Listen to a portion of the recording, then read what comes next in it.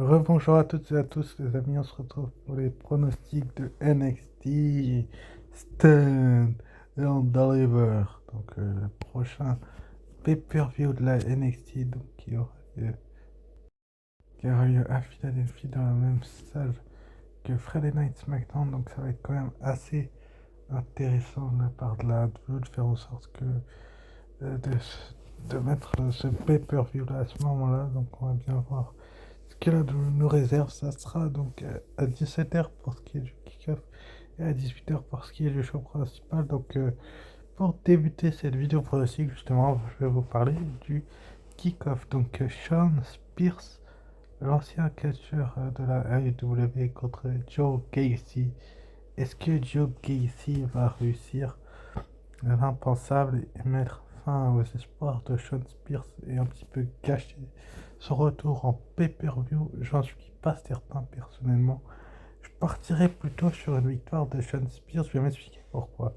Tout simplement parce que du côté de la NXT, depuis ce retour, Sean Spears a été construit assez fort et assez bien par la WWE, et on sait très bien que le fait qu'il le construise aussi rapidement, ce n'est pas pour rien qu'il le push là actuellement. Donc je pars sur lui. Ensuite après, donc on va avoir un six women tag team match pour ouvrir le show, je pense. Donc ça sera l'équipe de Thea Hill, Kelani Jordan et Fallon Henley contre Easy Dame, Diana James et Jessie Jane.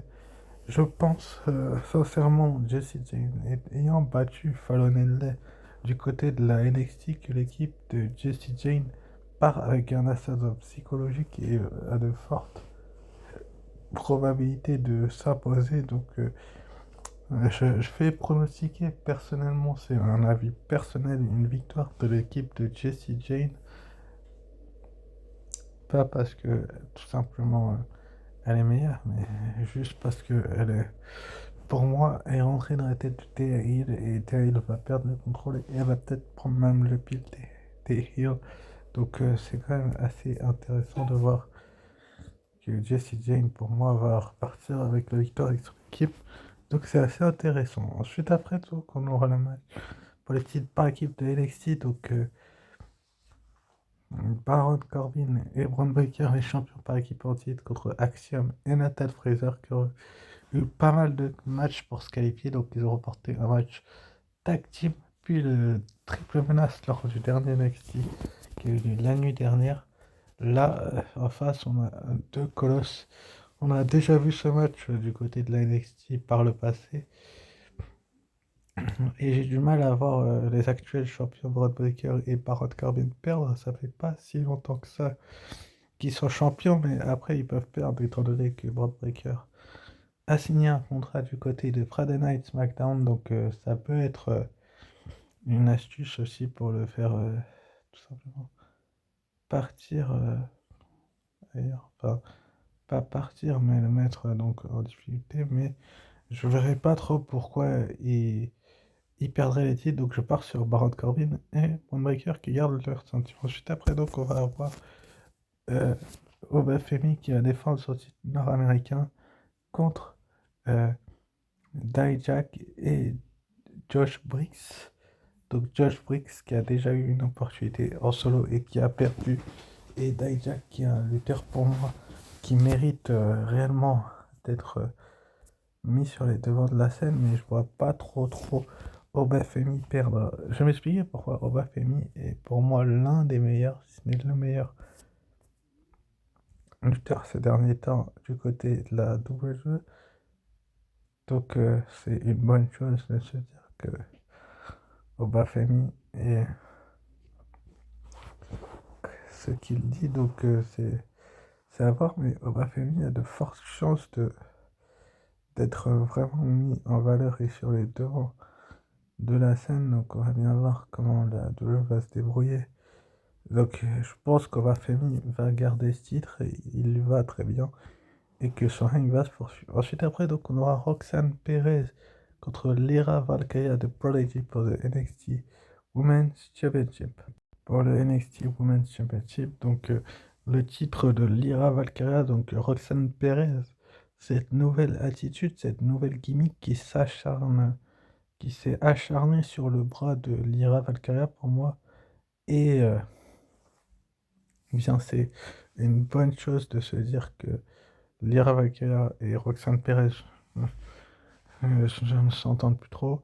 Donc, c'est vrai que quand Becky Lynch était championne et Tiffany Stratton, Roxane Perez ne les défiait pas pour le titre, mais elle avait des rivalités en cours. Là, elle a un nouveau personnage, une nouvelle attitude et une nouvelle gimmick. Il faut vraiment la mettre championne avec ce personnage-là. C'est pas que j'aime pas Lyra Valkyria, hein. Lyra Valkyria est une très bonne championne et une très bonne compétitrice, mais pour moi, ils doivent mettre championne Roxane Perez. Ça ferait que de relancer son personnage, enfin pas le relancer, mais l'augmenter, ça serait énormissime. Et puis ça la permettrait de rester du côté de la NXT. Lyra Valkyria pourrait rejoindre le roster principal assez rapidement.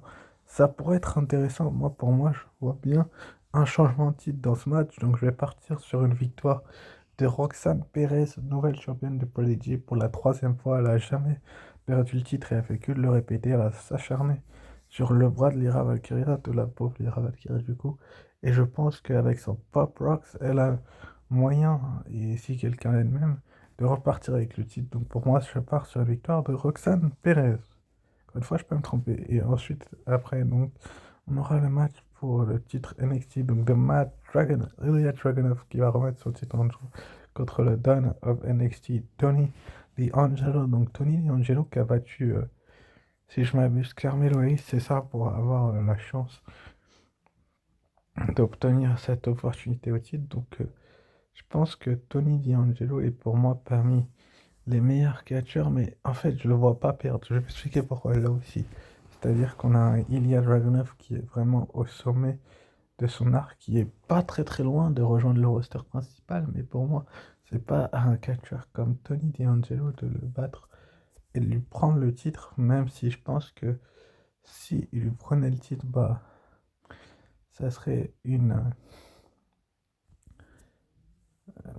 pas une mauvaise idée, mais j'ai du mal à le cerner et à le voir, donc je vais partir sur Dragunov pour cette raison-là. Et ensuite, dans le main event donc, de ce Stand and Deliver, on aura donc la guerre des égaux, la guerre de deux catcheurs qui se respectaient énormément auparavant, donc Drake Williams et Carmelo Hayes, les deux anciens potes qui pour moi ont de fortes probabilités de se dire que la WWE va se retrouver en difficulté, mais donc enfin pas en difficulté, mais en tout cas Carmelo Hayes l'a un petit peu cherché, il l'a blessé, et il est temps que Carmelo Hayes paye un petit peu ses actes, ses propos, c'est dire ce que vous voulez. Moi, pour moi, je veux vraiment voir un Trick Williams victorieux de cette guerre, enfin de cette bataille, de ce premier affrontement en tout cas, parce que ça pourrait en amener d'autres. C'est un petit peu comme Roxane Perez et Lyra Valkyria qui se sont affrontés plusieurs fois. Et elle pourrait encore s'affronter d'ailleurs, mais là pour moi, Trick Williams doit gagner et prouver tout simplement qu'il est parmi les meilleurs catcheurs à la NXT. Donc c'est quand même une bonne chose de se dire qu'un Trick Williams sur les devants de la scène, euh, ça serait bien. Mais une victoire de Carmelo Hayes, ça ne me dérangerait pas pour justement que Trick Williams soit encore plus enragé et veulent un autre affrontement, mais que ce soit l'un ou l'autre qui gagne, il y aura un autre affrontement. Mais pour moi, ça sera Trick Williams. Donc n'hésite pas à liker, partager, commenter, vous abonner. Ciao. Et à très vite également pour une nouvelle vidéo. Et sur ce, je vous dis à nouveau ciao bye et à très vite pour une nouvelle vidéo.